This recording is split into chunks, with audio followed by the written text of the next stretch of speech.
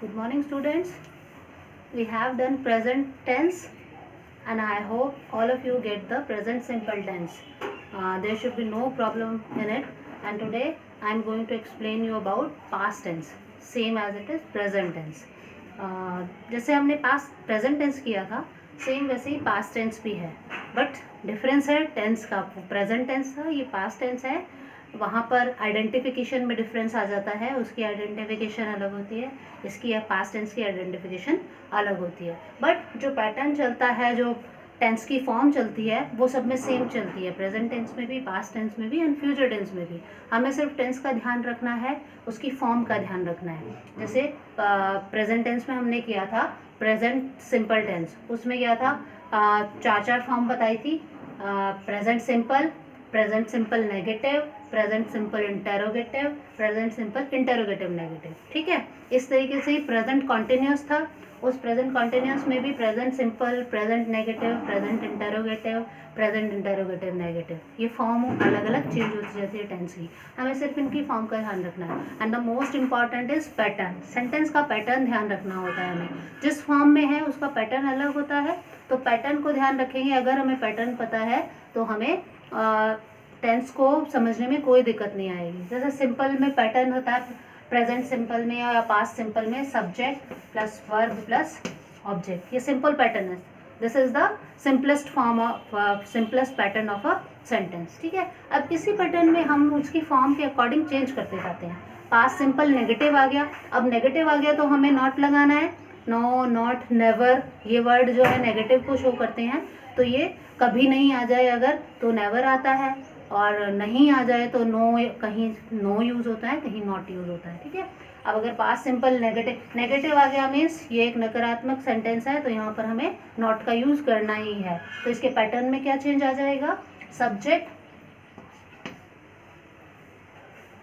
Plus not plus verb plus object.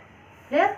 अब same as it is यहाँ इसमें आ जाए इंटेरोगेटिव सेंटेंस में. अब इंटेरोगेटिव हमें पता है क्वेश्चन सेंटेंस होते हैं, और दो तरीके से बताए थे. उनका पैटर्न जो होता है दो तरीके से होता है, या तो वो WH वर्ड से स्टार्ट होता है, क्लियर, या फिर हेल्पिंग वर्ड से स्टार्ट होता है. इंटेरोगेटिव सेंटेंस के पैटर्न दो होते हैं. तो वही बात, अगर अब इसमें चेंज कर देंगे, वर्ब पहले आएगी, हेल्पिंग वर्ब और वर्ब कोई. ठीक है, यहाँ पर वर्ब और हेल्पिंग वर्ब और वर्ब पहले आ जाएगी, फिर सब्जेक्ट आएगा, फिर ऑब्जेक्ट आ जाएगा. ठीक है, और लास्ट में क्या आएगा, क्वेश्चन मार्क आएगा. ये ज़रूरी होता है. अगर ये नहीं लगाया मीन्स हाफ मार्क्स आपके कट जाएंगे. इंटरोगेटिव सेंटेंसेस में question marks is the most important.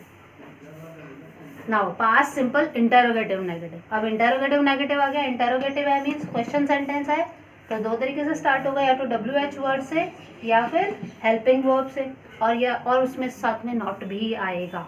तो ये पैटर्न्स जो हैं ऐसे फॉर्म के अकॉर्डिंग चेंज होते रहते हैं. तो सबसे इम्पॉर्टेंट क्या है, पैटर्न को ध्यान में रखना. जो भी सेंटेंस है नहीं आ गया है, नॉट आ गया, मतलब ये नेगेटिव सेंटेंस है, उसका पैटर्न हमें पता होना चाहिए क्या होता है. इंटरोगेटिव आ गया तो हमें पता होना चाहिए, दिमाग में आना चाहिए कि या तो हेल्पिंग वर्ब से स्टार्ट होगा और या फिर WH वर्ड से स्टार्ट होगा, और हमें लास्ट में क्वेश्चन मार्क लगाना है. पैटर्न ध्यान होना चाहिए कि कौन सी चीज़ कहाँ आएगी, सब्जेक्ट कहाँ. अगर इंटरोगेटिव सेंटेंस का पैटर्न है तो सब्जेक्ट कहाँ आएगा, वर्ब कहाँ आएगी, ऑब्जेक्ट कहाँ आएगा, ये पैटर्न हमें ध्यान में होना चाहिए. सेम एज इट इज़ अगर पास्ट सिंपल इंटरोगेटिव नेगेटिव करते हैं, तो इंटरोगेटिव नेगेटिव है तो हेल्पिंग वर्ब या WH वर्ड से स्टार्ट होगा, नॉट आएगा उसमें, और लास्ट में क्वेश्चन मार्क भी आएगा. Clear. Same as it is ये हमें पास्ट सिंपल का किया है. Same as it is past continuous का, पास्ट परफेक्ट का एंड पास्ट परफेक्ट कॉन्टिन्यूस का, उनमें भी यही चारों फॉर्म आएंगे. फर्स्ट, सेकेंड, थर्ड, फोर्थ, मतलब यही पैटर्न आएंगे. बस उनकी फॉर्म चेंज हो जाती है. ये सिंपल है, था पे फिनिश होता है, जैसे वह काम करता था. कॉन्टिन्यूस आ जाएगा तो रहे हैं, वह काम कर रहा था. पास्ट परफेक्ट आ जाएगा, वह काम कर चुका था.